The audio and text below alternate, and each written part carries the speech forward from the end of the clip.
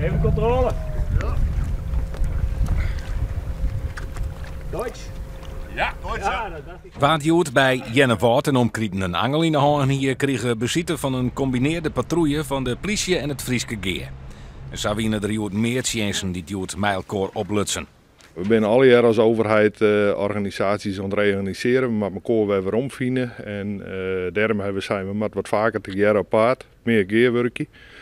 En dat is ook een belangrijk doel van deze dag. Mijn koor als handhavingspartners het veeltien. En ik kon burgers en bedrijven schenlitten dat wij staan voor toezicht en handhaving en uiteindelijk een beter leven om jou.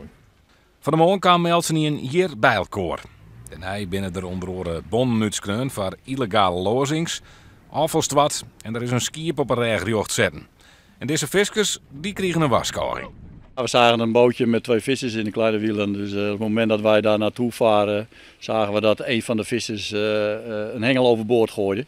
En het bleek dat hij inderdaad met 3 hengels aan het vissen was, terwijl hij een visakte had voor 2.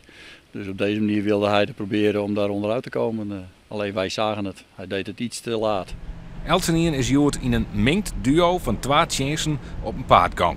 Dat moet ik na deze dag nog vertuten doen.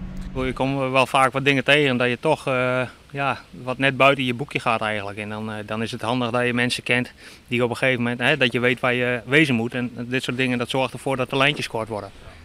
En zo worden de mazen van de wet hield dicht te lutsen.